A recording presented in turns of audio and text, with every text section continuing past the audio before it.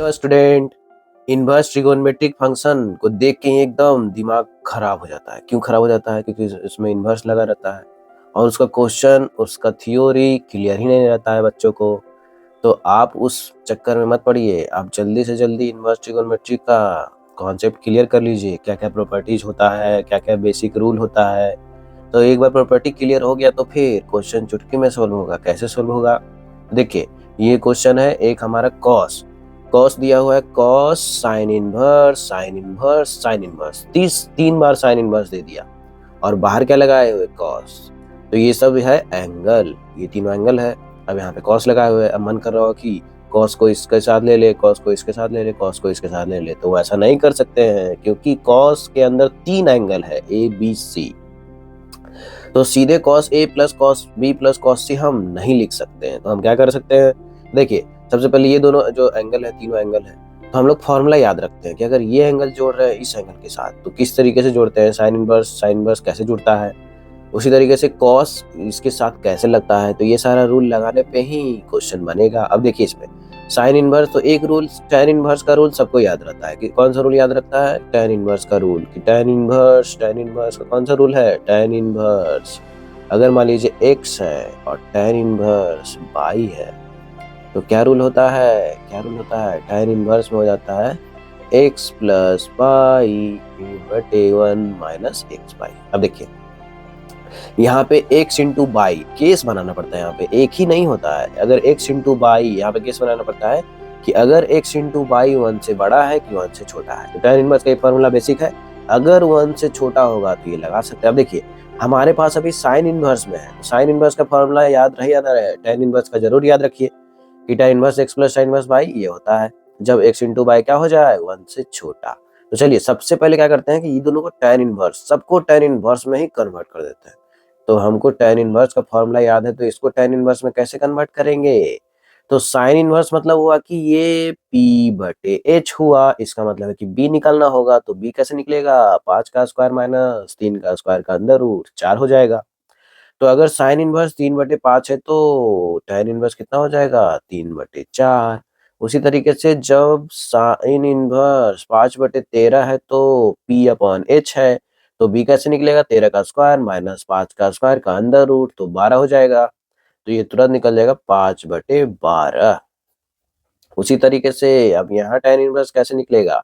अब बताइए कि यहाँ पे 65 है, यहाँ पे 33 है, तो ऊपर तो 33 होगा क्योंकि साइन में भी ऊपर p होता है और टैन में भी ऊपर p होता है। अब नीचे हो जाएगा 65 का स्क्वायर माइनस 33 का स्क्वायर। तो 65 का स्क्वायर माइनस 33 का स्क्वायर हम लोग इधर निकाल सकते हैं। तो 65 का स्क्वायर माइनस 33 स्क्वायर, ए स्क्वायर माइनस बी स्क्वायर, ए माइनस बी और ए प्लस बी। अब बताइए, ए माइनस बी ए प्लस बी कितना होगा?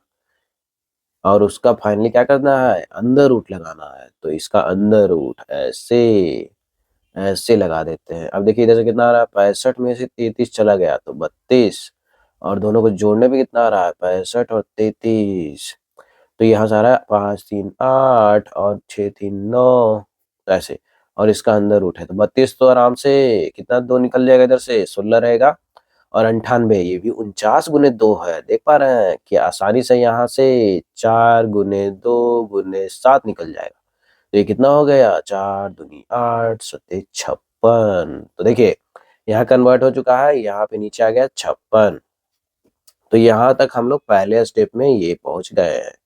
बस क्या किए हैं? साइन इनवर्स तीनों जगह पे था, उसको किस में कन्वर्ट कर दिए? टैन इनवर्स, ताकि हम ये फॉर्मूला लगा सके जो ऊपर में लिखा गया फॉर्मूला, ये फॉर्मूला लगा सके। अब ये फॉर्मूला कैसे लगाएंगे? तो ये फॉर्मूला लगाने के लिए क्या होना होता है? Tan inverse x plus tan inverse y। तो जब भी 2-3 एंगल आ जाता है तो टैन इनवर्स में डील करते हैं। तो ये फॉर्मूला बहुत ही इंपॉर्टेंट हो जाता है। अब देखिए, यहाँ पे टैन इनवर्स 3/4 और टैन इनवर्स 5/12 है। अभी कैसे लगाएंगे फॉर्मूला? तो सबसे पहले देखें कि क्या हमारा x इंटू बाई, जो x इंटू बाई है 3/4 गुने 5/12।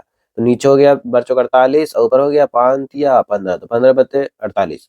क्या 1 से कम है? बिल्कुल 1 से कम है। तो सीधे हम लिख देंगे, सीधे क्या लिख देंगे? Cos tan inverse. तो सीधे फॉर्मूला लगा दो। ऊपर में क्या कर देंगे? दोनों को जोड़ देंगे, 3/4 प्लस 5/12, और नीचे क्या कर देंगे? 1 माइनस, दोनों को गुना, 3/4 5/12। तो इस तरीके से लगा दिए फार्मूला। अब इसके बाद देखिए ये जो tan इनवर्स था इसको आराम से जैसे था वैसे ही लिखते, इसमें कुछ भी छेड़खानी करने का जरूरत नहीं है, नहीं तो गलत हो जाएगा। अब यहाँ पे अगले स्टेप में क्या होगा, तो हम देख पा रहे हैं कि दोनों को जोड़ना है और नीचे गुना करना है, तो कर लीजिए जल्दी से। tan इनवर्स कितना हो गया, यहाँ पे एलसीएम में कितना आएगा, 12 ही आएगा, यहाँ पे 3 गुना हो जाएगा, तो 3 तिया 9, 14, 9 5 कितना होता है जी 14/12। अब यहाँ पे देखिए 12 और 4 गुना हो गया तो 12 चौका 48, और यहाँ पे कितना आ गया 12 चौका 48 माइनस 15, ऐसे हो गया। अब देखिए क्या होगा, और इधर हो गया tan इनवर्स 33/56। अब आसानी से निकाल लीजिए cos, यहाँ पे tan इनवर्स में कितना है बताइए, यहाँ पे 12 है तो ऐसे कट देगा तो 12 चौका 48, 4 बचेगा और 4 चला जाएगा ऊपर, तो 4 14 चलेगा, 14 चौका कितना हो जाएगा 56। अब इसमें से घटाइए, 48 में से 15 जाएगा तो 56 आ गया 33, और यहाँ पे क्या है tan इनवर्स 33/56। देख रहे हैं कितना अच्छा सा डाटा सेट किया था कि उल्टा आ गया, उल्टा उल्टा जब उलटेंगे तो कहाँ पहुंच जाएगा, उलटने पे कहाँ पहुंच जाता है, प्रॉपर्टी क्या होता है tan इनवर्स। अगर tan इनवर्स है x तो इसको हम लिख सकते हैं cot इनवर्स 1/x।